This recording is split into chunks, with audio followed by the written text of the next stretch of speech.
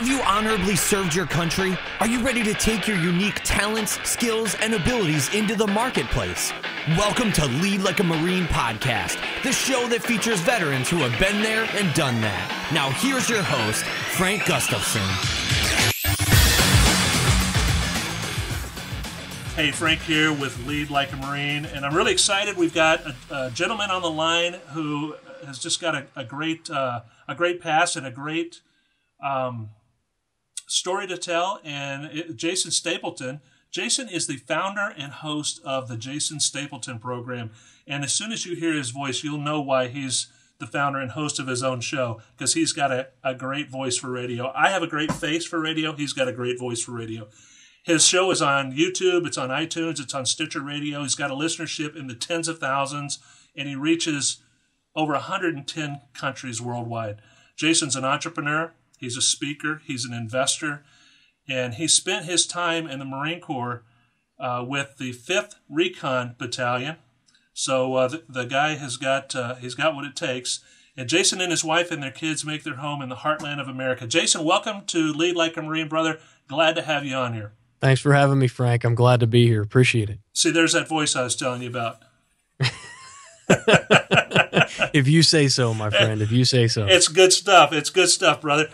Hey, let's talk about your foray into the Marine Corps. I love hearing stories about why somebody would join the military and the Marine Corps in particular. What was so bad about your childhood that you decided to join the Marine Corps?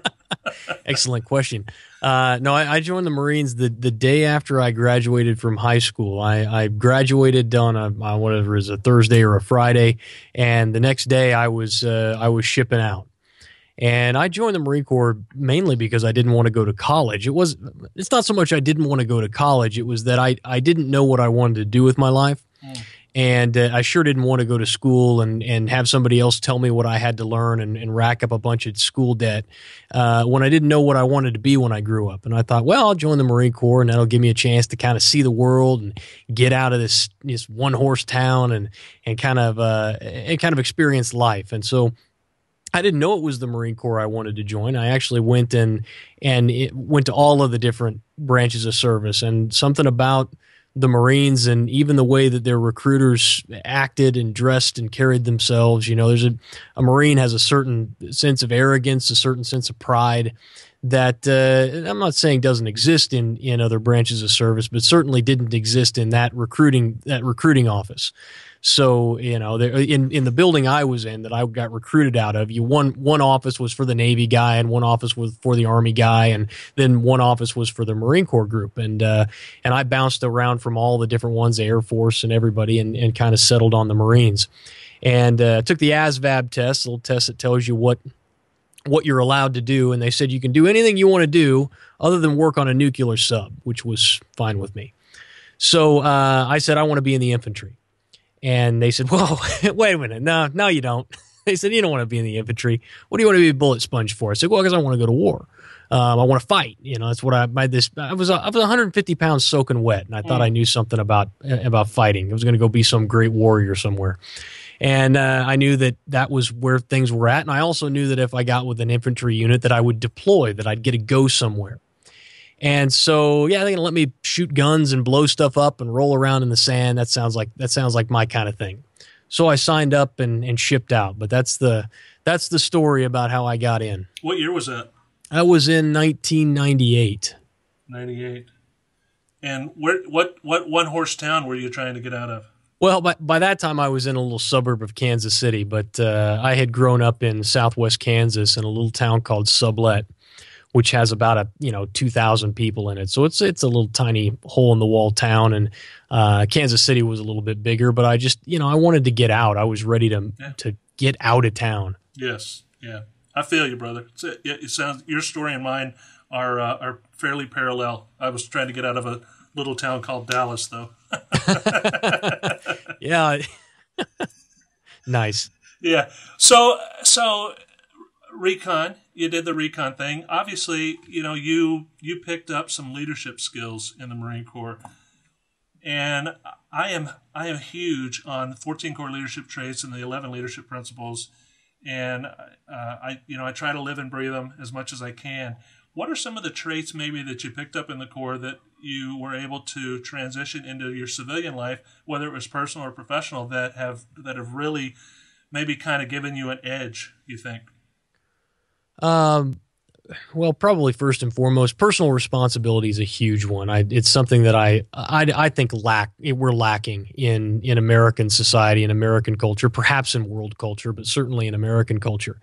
This sense that you're responsible, that when you screw up, you don't get to pass the buck to somebody else, that it's your responsibility and you've got a job to do. And when things don't get done, it lays at your feet. The stuff rolls downhill, as they say in the Marines. And so, you can bark at your people later, but you got to suck it up and take your licks if something you were in charge of doing didn't work out right.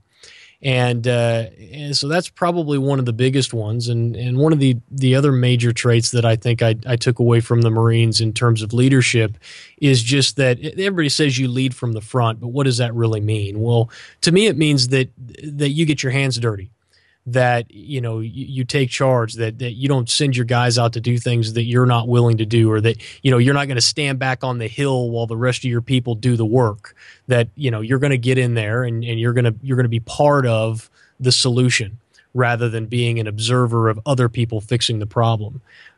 So leading by example, leading from the front, and also taking personal responsibility for your actions, I think are probably the two or three biggest things that I picked up from the Marines. Yeah. So did you find that, maybe there, and this maybe is I already know the answer to this question, but did you find that when you got into the civilian world, there might have been a lack of personal responsibility or folks that led from the front? I think it depends on where you're at. There are always people that you can find that you can latch on to that do the right thing and who are those kinds of people that you aim to emulate. When I got out of the Marines, I had absolutely no usable skills.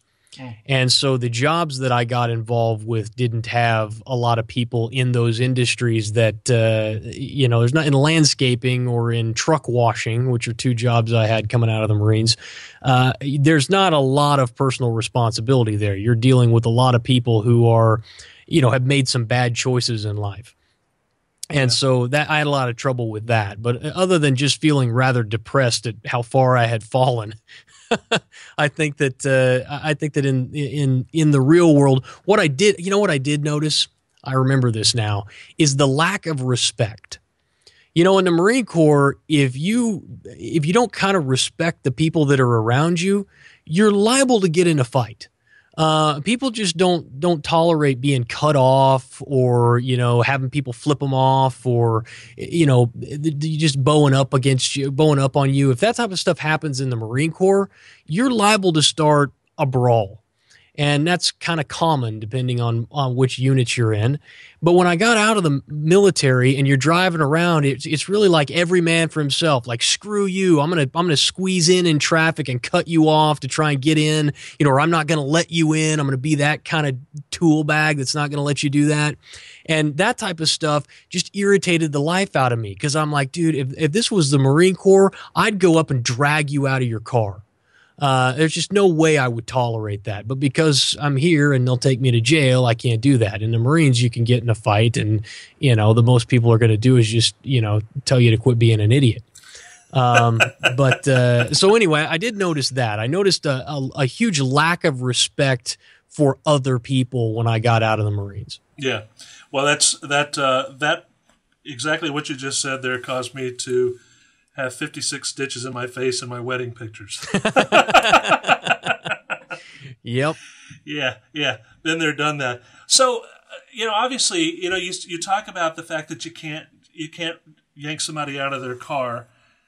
What advice would you give somebody that's coming out today? You got a hard charging Lance Corporal or maybe even a gunnery sergeant who is used to having been respected. And he comes out here into the civilian world and he's not on base anymore, and he sees this kind of stuff. What are some of the tactics maybe that you use in your daily basis, other than just maturity, to kind of get along with that? I think one of the big misconceptions is you got a guy who spent 20 years in the service. He gets out of the service and he's been in charge of a lot. He's really achieved a high level. He's got a great deal of respect from the men and women who serve with him. And he thinks when he gets out of the service that he's going to naturally transition into some kind of management position because of all of his quote unquote management experience that he had in the Marine Corps, and that the jobs are just going to be there because he's got 20 years of work experience and he's traveled all over the world and he's dealt with millions of dollars worth of equipment. And I can tell you right now, for somebody who's transitioning to what I would consider the real world, because the Marine Corps certainly is a world in and of itself, but civilian life, is that nobody gives a rip about that. Nobody cares about where you've been and what you've seen, other than sitting around and thinking that it's a really cool story and wanting to hear all the neat stuff that you've done and how many times you've cheated death. That's great. But at the end of the day, what value do you bring? And if you can't provide value, I teach business owners for free here in my local community. And one of the things that I tell them is a saying that I originally heard from Dan Kennedy, from Joe Polish, who said that every ethical dollar earned is a byproduct of value creation. And what that basically means is if you can't provide value, you don't make any money.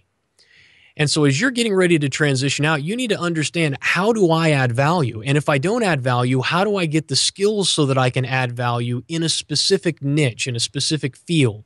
Because this idea that you're going to come out and just apply for management jobs, or me coming out as a sergeant from a force reconnaissance unit, I was a really big, it's wrong to say I was a really big deal, but in terms of my accomplishments in the Marine Corps, there were very few who had achieved more in a shorter period of time than me. Uh-huh. I'd been in a sniper unit. I went from snipers to 5th Force Recon, which later became 3rd Recon Battalion, deployed twice with the MEU.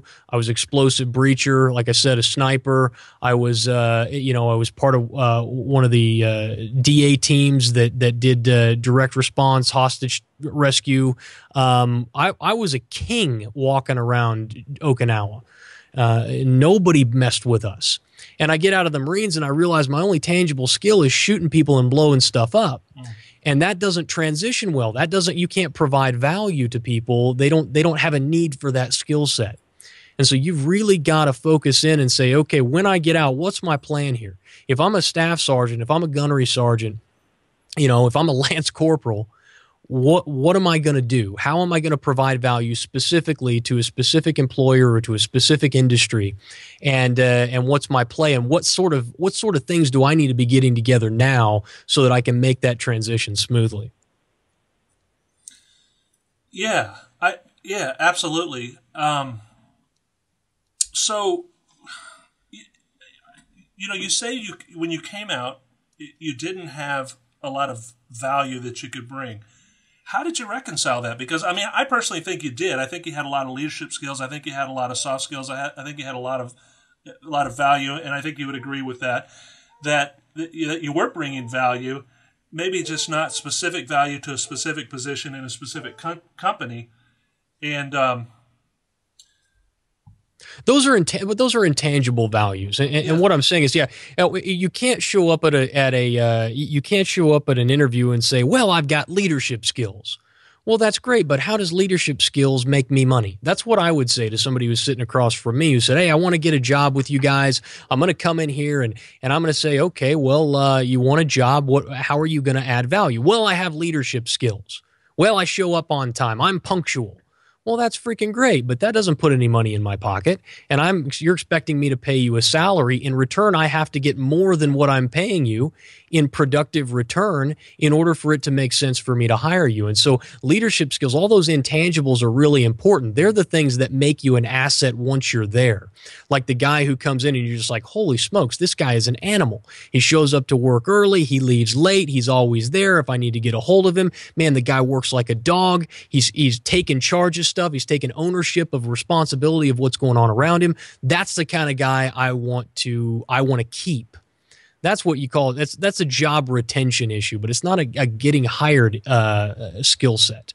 At least not in my opinion, being a business owner of several different companies. But how did I get over it was really, really a backwards process. I got out of the Marines, went to work for a landscaping company for a friend of mine. He ran out of money, so I left that job and had to go work at a body shop changing oil in cars. And I did that for a little while. And then they laid me off from that job for no fault of my own. They just didn't have they just didn't have the money to support it. And then I ended up going out to Trans Am Trucking and scrubbing the crap off of the side of 18-wheeler trailers for $10 an hour. And at that point, I decided that my life was going absolutely nowhere real fast. And so I did something I said I would never do, which was I went and joined the police force. That's a big transition thing for a lot of guys who come out of the service, especially guys with skill sets like mine. And I adamantly did not want to be a cop. I never wanted to be a cop. I have no interest in doing that. I don't, it just had I had no desire whatsoever, but I needed the money. And I thought, well, that will give me a chance at least at some sort of middle-class life. I had a young gal that I wanted to marry. And so I went and did that. And shortly after joining the police force, the wars broke out in Afghanistan in Iraq. And I decided that I wanted to go over there. I got a call from a friend of mine who was working for Blackwater. He said, hey, do you want to come and fight terrorists? And I said, yeah, I do. So I went to work for Blackwater for several years, put a lot of money in my pocket over that period of time, and ended up being able to transition into my own business where I was my own boss. But that was a very long and convoluted process. And if I had it to do over again, boy, would I make some different choices. I would have definitely been more prepared when I got out. I would have had a plan, whether that plan was going back to school or, starting to do some distance interviews with people and trying to grow my skill set. At the time, the internet it wasn't new, but I lived in Okinawa. And so we all had Okinawan cell phones, but nobody had internet access. Like one guy had an email address and that was it. None of us had laptop computers. None of that was happening yet when I got out of the service.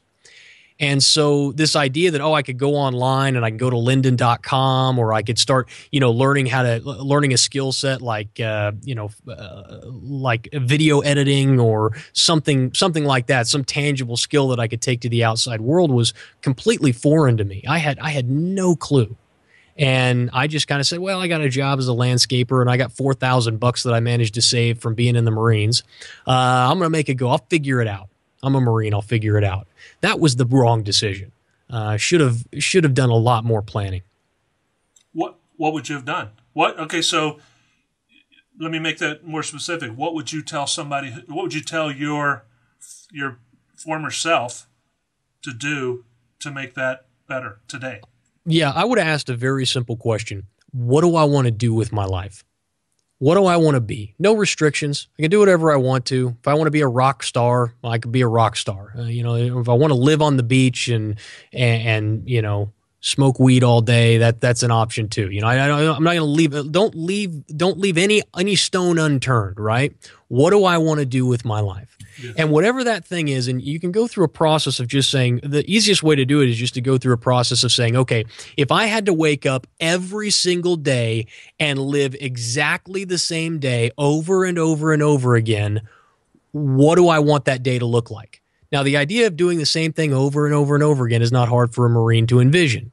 But let's envision doing something that you would actually enjoy doing. What does it look like? Where do you live? What type of car do you drive? Are you married or not married? Do you have kids? No kids.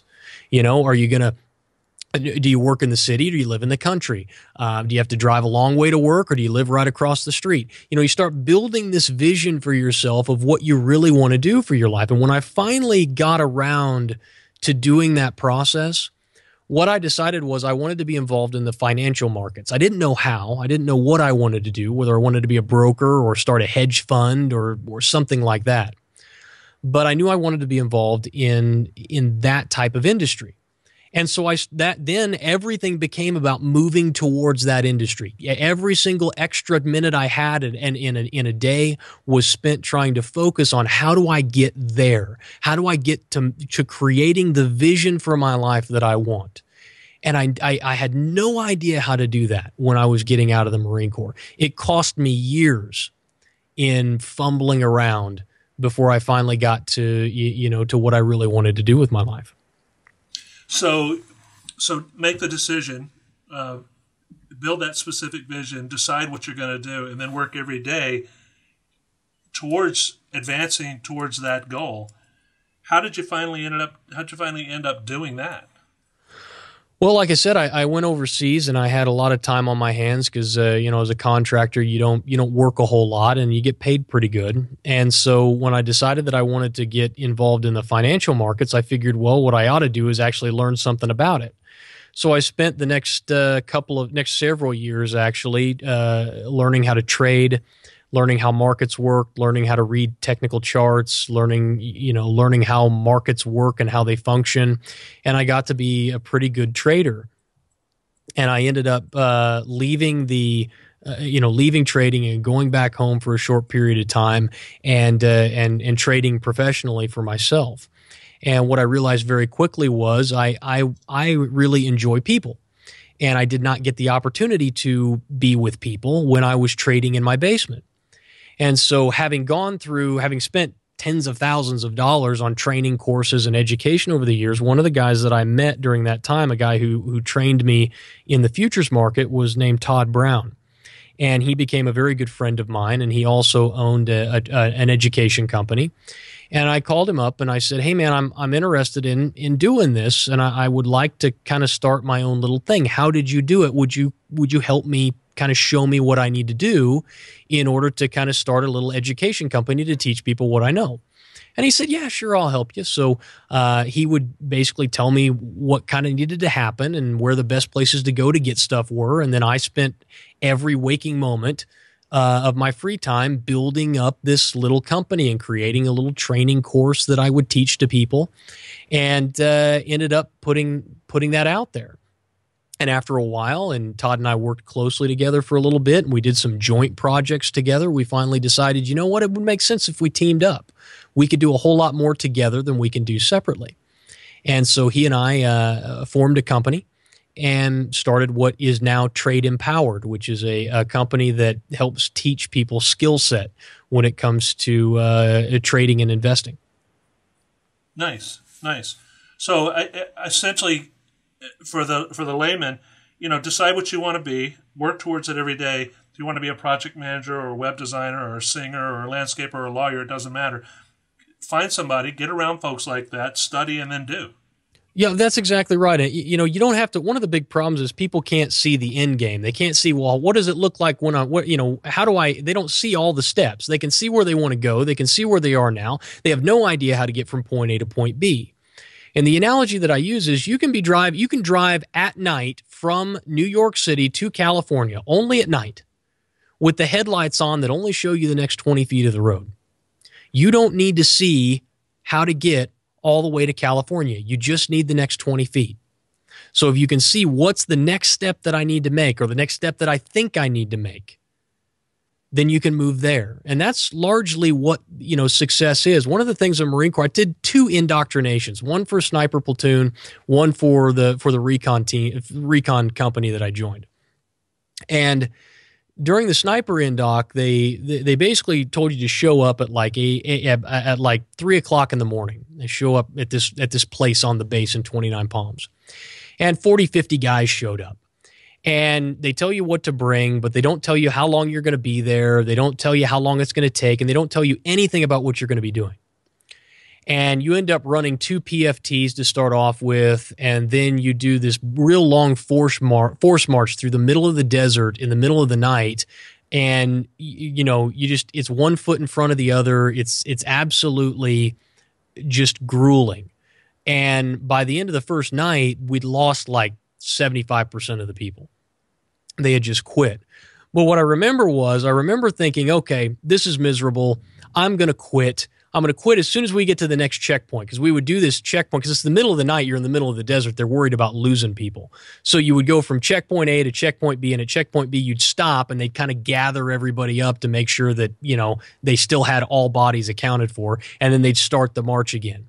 And I remember saying to myself in my delusion, all right, at the next stop, I'm going to quit because I'm sick of it. So I'd get to the next stop and I'd say, well, all right, I'm still okay now, but I'll go one more leg. But as soon as we stop the next time, I'm just quitting because this is ridiculous. And then we go to the next one and I tell myself the same thing and the same thing and the same thing until eventually 2 days later, the entire indoc lasted 5 days. We didn't sleep and we didn't eat for that entire 5-day period. And at the end, about day 2, I started to say, well, screw this. I've already put up with all this crap. There's no freaking way that I'm going to quit now. I'm going to see this to the end, even if it kills me.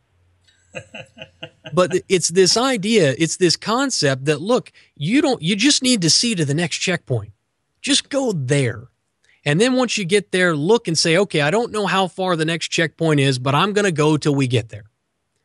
And this concept of kind of breaking your journey up as you transition out of the military and into the private sector, you're not going to know where you're going to end up. You're not going to know how all the pieces are going to play out. And it's going to be confusing and freaking scary sometimes. But the most important thing that you can possibly do is just to make sure you're putting one foot in front of the other. That's it. Just keep pushing forward. And eventually you're going to get, as long as you've got the end goal, as long as you've got the vision of where you want to end up, you'll get there. You really will. Yes, I like that. Step by step, one more leg, and get to the next checkpoint, and then regroup and keep going. As long as you're keeping that vision out in front of you, and you know exactly where you want to wind up.